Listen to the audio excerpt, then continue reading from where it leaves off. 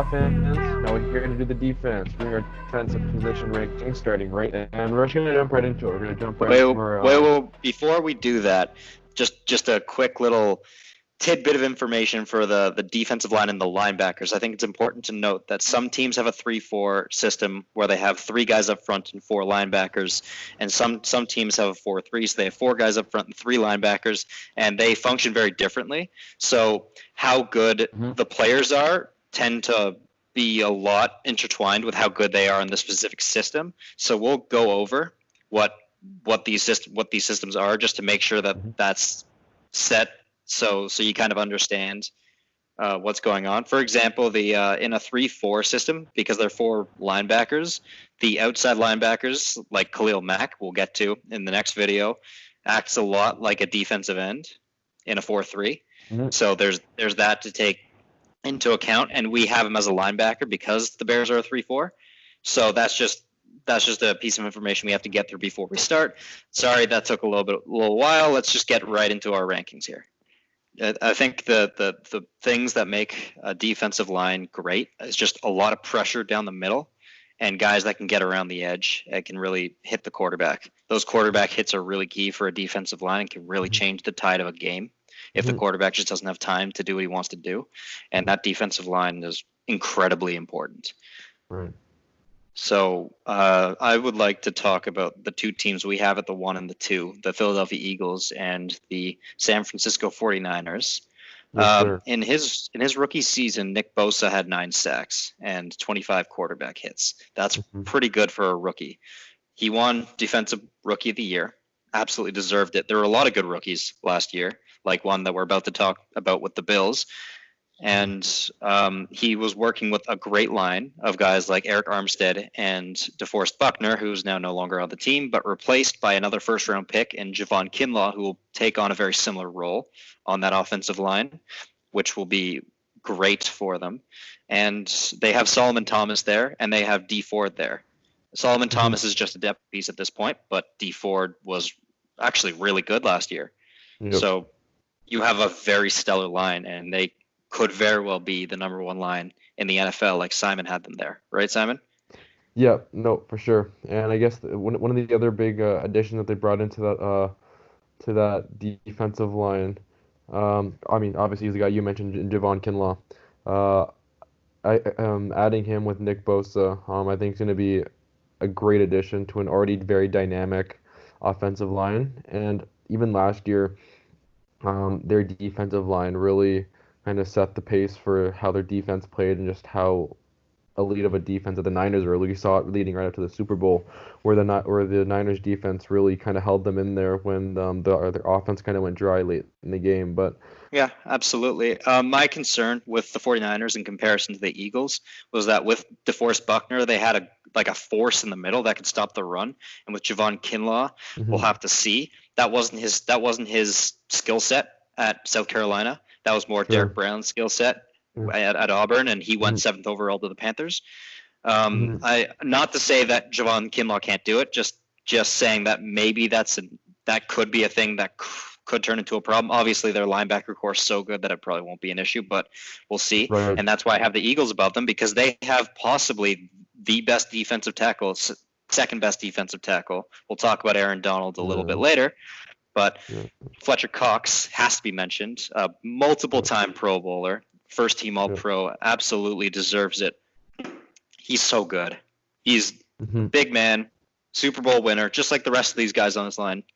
Nigel Bradham and Brandon Graham, not the guys that you'll hear about like the Joey and the Nick Bosas and the JJ and the TJ Watts, but they'll quietly put up 10 sacks a season, maybe even 8, 9, but regardless, they're there. I think it was Brandon Graham that got the hit on Tom Brady that basically won them the Super Bowl in 2017. They added one of the better defensive tackles in the league, in Javon Hargrave from the Steelers. So they are a force that is stacked up front. And in terms of the Eagles' defensive line, I think this potentially could be the most underappreciated offensive line in football, which is kind of ridiculous considering they do their job really well. And obviously we talk about Fletcher Cox a lot because as you mentioned, he's a multiple-time Pro Bowler. But I feel like that the guys around him don't really get a lot of appreciation. I think that their defensive line is a huge reason of why they do so well every year. Like you mentioned in the Super Bowl against Tom Brady, like that defensive line really um, it just it kind of set the tone for the Eagles defense that season, especially in the Super Bowl. And the Eagles and the Niners really defensive line both kind of really remind me of each other in the sense that they're both so deep at every it feels like at every position. And like I guess and that's obviously a huge reason of why they're so great and why they're so high on our list. Absolutely. Their linebacker and secondary cores last year had some holes and had some injuries, so they alone had to pick up the slack last year, which they did, and they helped them get to the playoffs with Carson Wentz giving them a lot of help. So I give a lot of credit to them, and they're the number one defensive line in the league for me, just solely. And why do you think that the Saints are the number 3 line in the league? Because I didn't have them up here at all. So there's really two guys that I think are really going to headline or really kind of carry the Saints defensive line this year, and that's going to be Cameron Jordan and Marcus Davenport. Cameron Jordan's obviously a monster. We've talked about like I talked him in my Dark Horse MVP video. I think he's um a really underrated defensive player. Obviously, he doesn't get as much hype as Khalil Mack, Aaron Donald, J.J. Watt, whoever you want to, like a lot of the big name defensive players, which is understandable. I get it, but I just think that those two, especially with Marcus Davenport, I just especially with Cam Jordan putting up Cam Jordan actually set a career high in sacks last year, which I mean, despite him being in league for uh, since like 2011 or so, like he's still improving, which is ridiculous to think considering he's been in the league for like at least 10 years or something or around that time.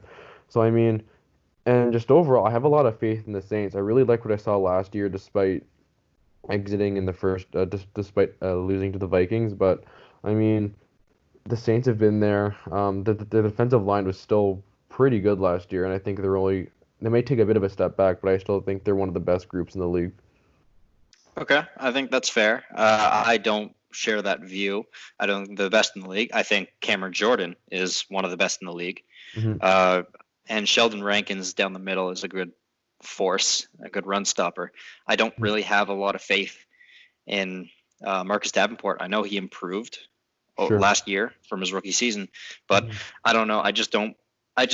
He was drafted 14th overall, and and the Saints traded up to get him. That's probably why I'm not sold on him, considering he's not putting up the numbers that other first round guys around him have been putting up.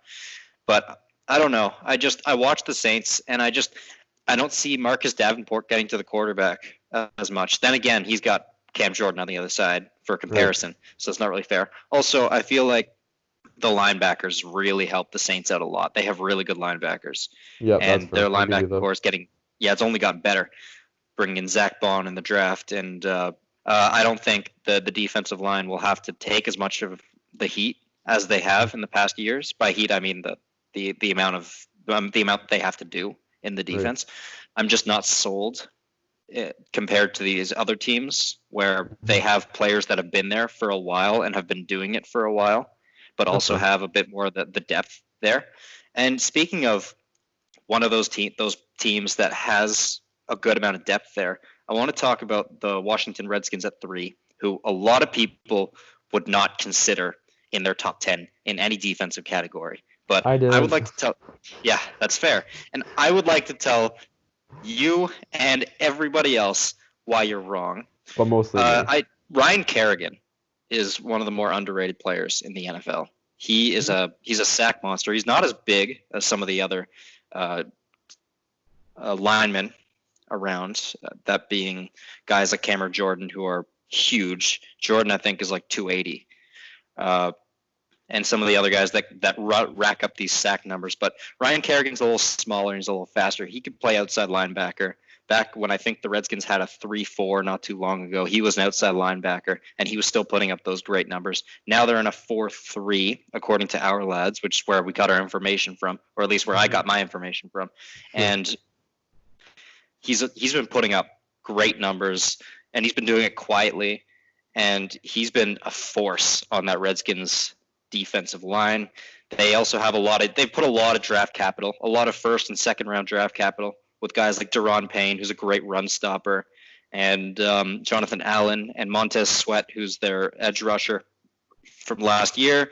Didn't have the greatest rookie season, wasn't bad, but it wasn't great. But now he's got another guy coming off the edge. His name is Chase Young. He was the second overall pick, and he's generally seen as one of the best edge talents that the people evaluating have seen in a long time. And adding him to this defensive line just made me have to put them this high. They have incredible upside, and I think with so many pieces, they'll reach it. I think there's no doubt in my mind that they'll reach whatever they need to reach. Chase Young is a lock for at least 8 sacks in his first season. He's going to be a stud. Deron Payne and Montez Sweat are going to have a much easier time coming off the edges. Ryan Kerrigan, too. He could even drop back to outside linebacker if he needs to. There's just so much depth and so much talent with the Redskins that I had to put them at number 3. Yeah, and that's all fair. With Chase Young, I think it's very fair to say he's probably the front runner for Defensive Rookie of the Year. I don't really think it's particularly close to be completely honest, but I guess that's up for debate. But Patrick Queen. You need to stop plugging the Ravens, but yeah, no, for sure. And everything you said, I agree with. But there are a lot of great defensive lines in the league, and I just thought that the Redskins didn't particularly stand out to me. And that being said, I didn't really watch a lot of Washington Redskins games, which may be a very big reason why I don't really value their offensive line or their defensive line all that much. But again, I still understand that they're a very talented group. The Redskins were really hard to watch last year. They were really hard to watch last year. But now you've got a reason to watch them because their defense is going to be really stout. I think it's absolutely fair to say that they're young and somewhat unproven for the most part, and that's why you could very reasonably say that the Redskins aren't a top 10 line. I think the talent is there and the productivity with guys like Kerrigan are there. So that's why I put them this high. Speaking of another group where the talent is there, but the numbers may not be there. The Buffalo Bills brought in AJ Epinesa in the second round of the draft, and they brought in Ed Oliver. Great pick. Yeah, steal, absolute steal. And Ed Oliver, who was the aforementioned other great rookie from the class last year that I wanted to bring up. He was a defensive tackle, was compared to Aaron Donald coming out of the draft, was drafted 8th overall by the Bills, very good pick, and he had a very solid year last year. Not one that people were talking about much because there were so many good pieces around him, but that apparently helped his development because here he is being like the bona fide starter with Mario Addison and Jerry Hughes next to him, and Star Lotulelei, who's been putting up great numbers. They have a lot of depth there, the Bills, and the Bills are stacked at basically every defensive position. So here you are with a lot of young guys with a lot of talent, mixed in with guys like Addison and Lotulelei that have been around for a while. You're going to have a really solid line, don't you think? Yeah. No, for sure. And again, they have the deepest defensive line in the league, and I don't really think it's particularly close. Sorry, I mean, I won't say that, but I will say I do think that they're the deepest defensive line in the league. Quentin Jefferson's another great obviously a great player there. Vernon Butler had a really good year last year, so he could potentially come in and bolster what was already a very good defensive line. And then they obviously had a lot of talent there that's been there for a while. In the names that you mentioned with Addison. I don't even know how to pronounce the Hawaiian guy's name, but I'm just gonna no. But that being said, like it's been well documented why it's been very talked about how great the Bills' defense is, and their defensive line is a very big is a great start in terms of kind of where they're built great, if that makes sense. Absolutely. And when you bring up Vernon Butler, I'm thinking they also have Mario Addison. They also have Star Lotulelei. They're basically just rebuilding the 2015 Carolina Panthers offensive line that went to the Super Bowl, right? Yeah, that's kind of what it looks like to me. It's kind of funny how that worked out. You have them ranked at number 5. I have them ranked at number 4. You have the Bears at 4. I have them at 6. What was they're a 3-4 with most of their talent coming off the edge from the linebacker core. That being Khalil Mack. But what do you have to say about guys like Akeem Hicks and Eddie Goldman, who are obviously the reason why you have them so high?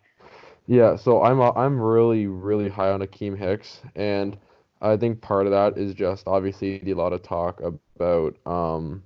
the uh about just the Bears defense. So I mean, um I believe they lost Haha Clinton Dix in the uh sorry, I'm just talking about the overall Bears defense, but just in terms of the overall Bears defensive line, I'm very high on. I think Akeem Hicks is gonna have a really good year this year. Um and I mean, overall, like the Bears defense, kind of what's been carrying them overall the past couple of years. So I mean, um, again, it's kind of a lot to have. Like so I'm kind of just banking on players like Akeem Hicks on that defensive line to really carry them for a lot of the season. But um, yeah, that's and again, a lot of that's recency bias with how great the Bears have been the last couple of years. Absolutely, and that's for sure what you need to take note of. Yeah. Uh, Last year they went 8-8 with Mitch Trubisky at quarterback, and Mitch Yep. Trubisky was not having a very good season statistically. So that should Yep. say something. And also they had to play against the Packers and the Vikings twice. Yeah. So you have that. Also, one thing that needs to be taken note of is the numbers. I think Akeem Hicks played less than he played around half the games last year. I think he missed Yeah. a lot with big injury. The Yeah. numbers that the Bears defense were putting up, the numbers they were allowing from other opposing offenses, the difference Hmm. between when he was out of the lineup and what he was when in the lineup is absolutely damning. It's Yep. insane. It really went to show how much of an impact he had on this defense, which is really weird because when they brought him in, he from New England, he wasn't really putting up numbers in 2017. So he comes into this new Chicago defense with the new big dog Khalil Mack, Hmm. and here he is just deciding to play really well. And he not only has he played really well, but he has cemented himself as a really important centerpiece for this defense that the team kind of rallies around. He's done a really Yeah. good job of that, and I think Hmm. that's just really going to help them. Hmm. Speaking of those types of pieces that teams rally around, I have the Rams at 5, and I think you know who I'm referring to here. Aaron Jalen Donald. Ramsey. Oh, we'll get to Jalen Ramsey in the Yeah. DB's video. It's just it's crazy because a guy at his size playing that position and playing it that well is Mhm. kind of insane. He broke the mold a little bit. There are these big guys coming in a defensive tackle, and he just said, "Hey, I'm basically the size of a defensive end, maybe even a slightly oversized linebacker, and I'm going to speed my way past the big guards in the middle, and I'm going to get Yeah. over 12 sacks a year."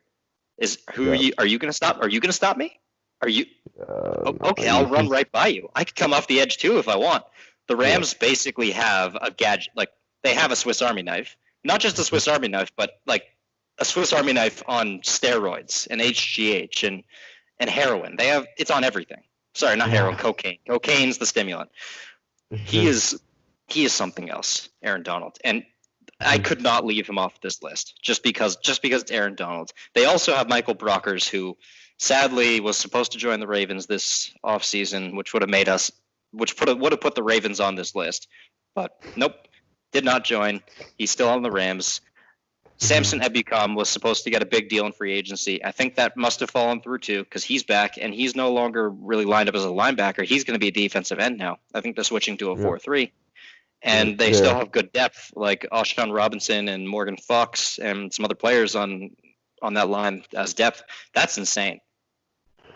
Yeah, and I think Aaron Donald's obviously he's the anchor of that defensive line. He's without him, I don't think there's any question that the Rams probably fall out of the top 10. I don't think that's really an argument. But Yep. no, like Yep. again, I think everything you just said is exactly why the Rams are that I mean, so I have the Rams at 7, and again, like you had them at 5. So again, not a whole lot of difference there. But again, like um I just think they have a pretty deep defensive line. They're not quite as deep as the Bills or the uh, Niners or the Eagles, in my opinion, but I still think that they have a lot of talent.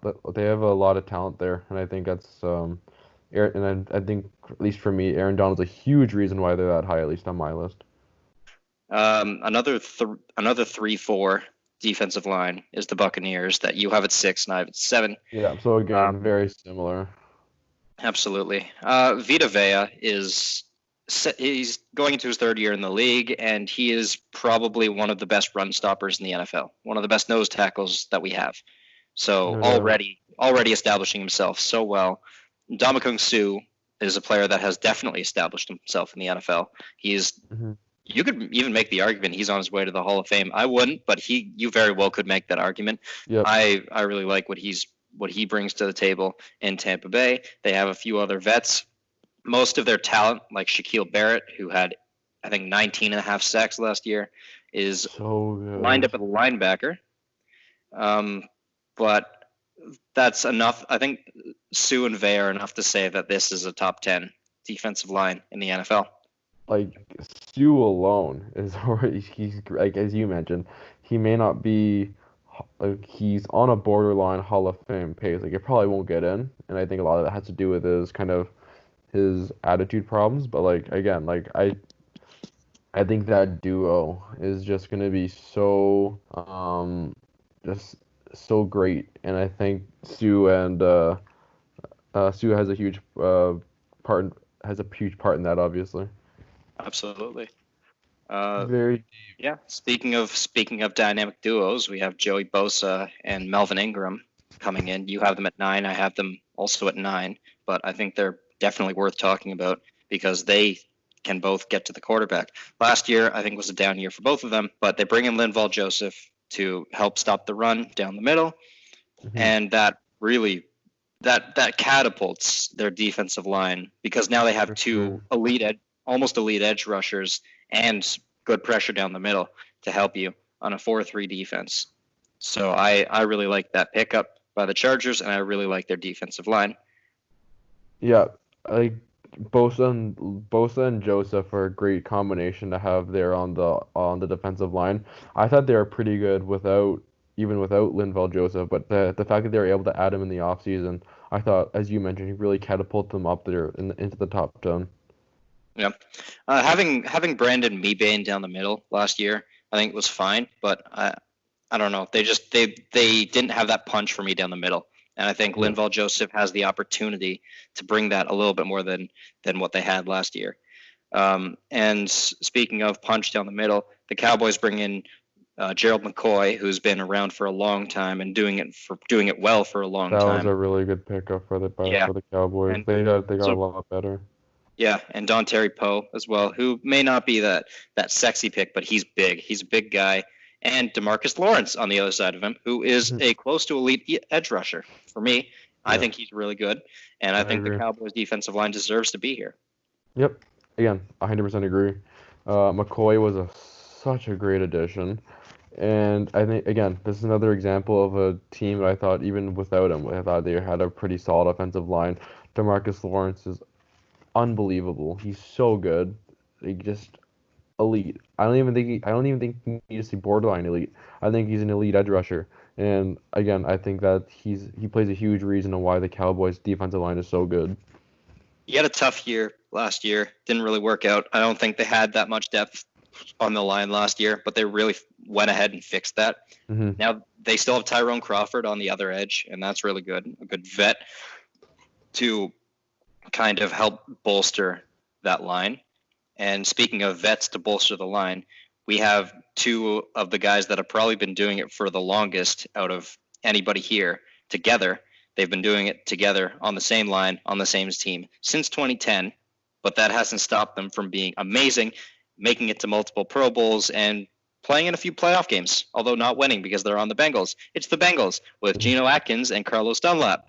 They brought in DJ Reader from the Texans to be that middle nose tackle run stopper. And the second, going into his third year, Sam Hubbard had pretty good numbers last year, Hmm. also coming off the edge. So you have that talent, you have that experience, you have that depth. I think that's worthy of a top 10 spot for me, especially because you have Atkins and Dunlap who deserve a lot of respect. So the team I have at 10, you also have in your honorable mentions, and that is the Jacksonville Jaguars. And I think everyone knows how great, at least how great we think the Jacksonville Jaguars are, at least in terms of their defense. And again, I think that this defensive line is yet another example of just a team that's unbelievably stacked at the defensive line position. Yeah, for sure. The reason I don't have them on my list is because I'm not totally sold down the middle. Taven Bryan, who was a first-round pick, great player. I'm just not totally sold. He could make the jump. He could not. I wouldn't put him as a prime candidate to make that jump. But he's going to be a starter, so we'll see. Yannick Ngakoue and what's his name? Josh Allen. Josh Allen's his name. And the bad Josh that Allen. is one of the the bad Josh Allen. That's one of the best edge rushing duos in the league. They're young, they have upside, but they also have Yannick Ngakoue, so you know that they can do what they do. Yep. So I'm not really doubting their ability to get to the quarterback. I don't know about the middle. Avery Jones is there. They have a few other vets there that are crafty and know how to use what they have. I'm just not as sold on them as I am with the teams ahead of them. Also, I want to quickly mention the Browns and the Falcons. I would be remiss if I didn't talk about Grady Jarrett at all. He is a really good player down the middle. Dante Fowler, they bring in from the Rams, who had a really good year as an outside linebacker, but now he's going to be on the offensive line coming off the edge. They bring in Marlon Davidson in the third round of the draft. That was a really good pick. He played next to Derek Brown at Auburn, and he was also getting to the quarterback pretty often. So I like that. I like that a lot. And the Browns are actually quite stacked. They bring in Adrian Claiborne in free agency from the Falcons. Really good pickup. Myles Garrett is there down the middle. They have Sheldon Richardson, Larry Ogunjobi, very solid down the middle. And so is Olivier Vernon. They have a lot of talent on the edge. Absolutely. Right. Yeah, so I guess with that, that's our defensive line rankings. Hang in there and stay tuned for our linebacker rankings, which are coming right now.